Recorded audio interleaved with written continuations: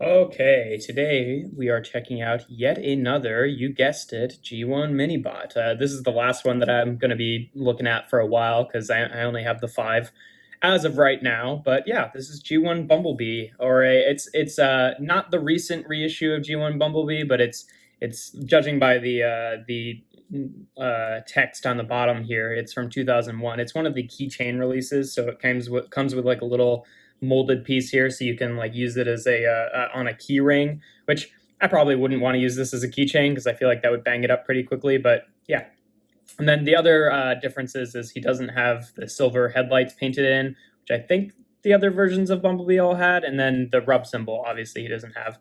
But yeah, still, it's nice to have some version of this mold. I like Bumblebee a lot. He's a cute little Beetle, yellow Beetle, which is one of my favorite cars. I'm not like really a car person, but I love the Volkswagen Bug, probably because of Bumblebee, to be fair. But yeah, it's very cute. He's got rubber wheels, so he rolls really nicely. It's very satisfying, and yeah, he's a lot of fun to just push around.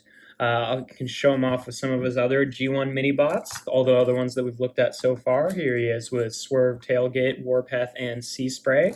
And yeah, I like collecting these G1 mini bots. They're nice little fun G1 figures to have that are relatively easy to find compared to some of the bigger ones, and relatively usually in good shape too, because they're so small. It's kind of you really have to be like messing around with them a lot to break them. But yeah, they're nice and cute.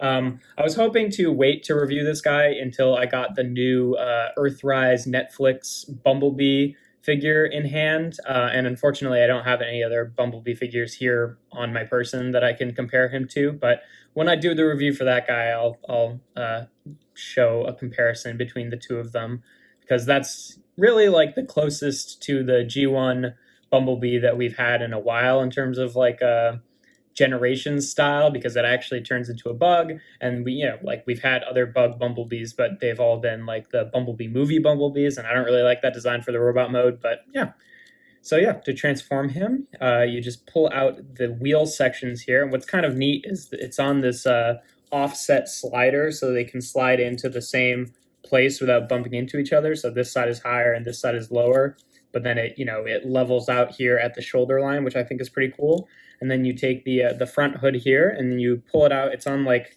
kind of like a double slider. Like you pull it out there at the foot and then you pull it out the rest of the way up here in the body. And if that ever gets stuck, like this one, like it's got a bit more resistance, I generally will go and grab it up here and pull it the rest of the way, because like as you can see in the mechanism in there, like it's really being held on by very thin pieces of plastic. So I feel like yanking that too hard could pretty easily break those. So I just try to be cautious with it. And then you take these sections, and on that little mechanism, you fold it up the rest of the way. And yeah, and then you take this little flap here and flip it up, and there you have G1 Bumblebee in his robot mode. And yeah, he's adorable. There's a couple different versions of this. I think a lot of the reissues have a more Generation 1 cartoon looking head, whereas this is the original toy head. I like this one better for this toy version of Bumblebee. Like if I get new versions of Bumblebee, obviously I want it to look more like the cartoon, but I don't know. I kind of like the original one better in terms of a head for this particular robot. But yeah, articulation wise, yeah, he doesn't really have a lot. His arms can rotate. You can kind of waggle his head up and down, but not really doing much unless you just want him to look into his chest. And then what you can kind of do is like if you take the foot section here and like transform it back to how it was in car mode, then you can kind of make it look like he's doing some sort of weird stride. Like it definitely looks like really awkward, but the whole thing is kind of awkward. So like, I don't know. I feel like that generally works. It looks dumb, obviously, but it kind of matches the dumb looking aesthetic of the rest of the robot and its awkwardness, which is not to say I don't like it. I love, part of the appeal is that they're kind of like awkwardly shaped for me. But yeah, can show them off with some of the other G1 mini bots. Here he is again with Tailgate, Swerve, Warpath, and Sea Spray, respectively. And yeah, he's actually pretty tall, even though Bumblebee's supposed to be the little guy. He's quite towers over a lot of the other G1 mini bots, even the other 1984 cast. But yeah, I mean, these guys aren't 1984, but they're the same molds as Gears and Windcharger, respectively. But yeah, he's a fun little figure. like I said, I'll look at them again when we get that Netflix Bumblebee, which hopefully will be pretty soon because I'm pretty excited for that toy. But for now, G1 Bumblebee is great. Yeah. If you enjoy my videos, make sure to leave a like and consider subscribing. I do BotBots reviews Monday, Wednesday, and Friday, and then other reviews like these on Sundays.